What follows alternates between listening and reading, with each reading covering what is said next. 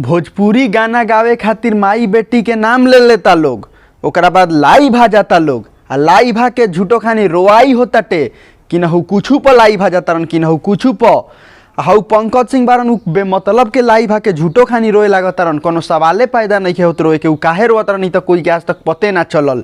आ ओकरा बाद लाई भा के बहुत सारा जाना कुछू कुछू कहता लोग, माई बेटी के नाम लेके गाना गावता लोग, कहता लोग हम भोजपुरी के धरोहर हई, भोजपुरी हमार माता ही, भोजपुरी हमार माई ही, भोजपुरी ऑडियंस बा तो हम बानी। ई लोग ऐसे ऐसे बोलता लोग कि हम भोजपुरी के धरोहर हई। अरे साला, जब तोनी के भोजपुरी में 12 सन तब भोजपुरी के तो तनियो सा शर्म लिहाज करो सन।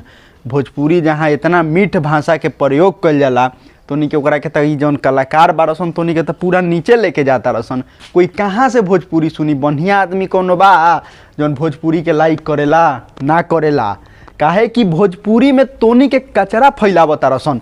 ई जब जब थमे के नाम लेता, जब कुछ अच्छा लागता कि हाँ भोजपुरी में अब अच्छा हो रहल बा, तब तोनी के कुछ ना कुछ ऐसा काम कर देता रसन जवना से फिर से भोजपुरी उहे रास्ता पर आ जाता जौन घटिया फुहर सिनेमा के नाम से जानल जाला।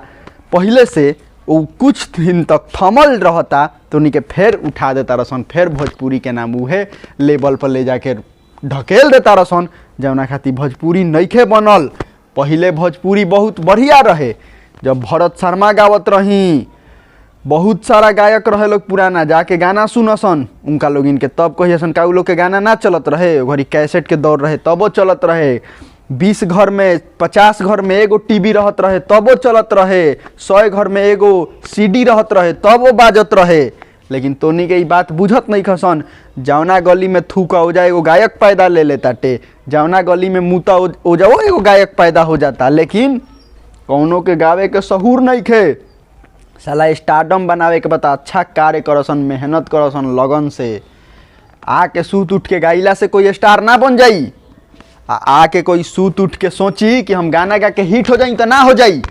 ओकरा खातिर मेहनत करे के पड़ी, बचपन गंवावे के पड़ेला। ई गायकी कोनो एथी के खेला ना हो। आ जौन गायकी के साथे खेला करतारन सन उ स्वयं सरस्वती माँ के साथे खेलवाड़ करतारन सन, ई जौन बहुत बुरा लागता।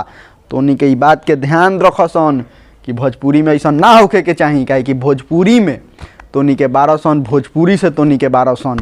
आ भोजपुरी जौन बिहार के जनता बा उ तोनी के बाइकाट करी। आ भोजपुरी के जौन जनता बा लोगिन, ई लोग जागो लोगिन, रउआ लोगिन से इहे निहोरा बा, गुजारिश बा कि ऐसन ऐसन कलाकार सन के ऐसन रोड पर लिया दो लोगिन के के खाए पर आफत हो जाओ जौन ई भोजपुरी माटी के सामान के जगह पर ओकरा के नीच देखावताटे गायकी के माध्यम से। ओकनी के ई सीखे के चाही गायक सन के कि ना, बिहार के जनता अब जागरूक हो गल बाटे, समझदारी आ गल बाटे कि हम कुछ गाम तो ना चली, हमरा अच्छा काम करे के पड़ी, बढ़िया गावे के पड़ी, अच्छा मेहनत लगन के साथे करे के पड़ी, तभी जाके चलेम, तबे जाके कुछ हो सकता भोजपुरी में। आ रउआ लोगिन अगर हमार वीडियो के लाइक क के शेयर मारेम तो बहुत खुशी होई।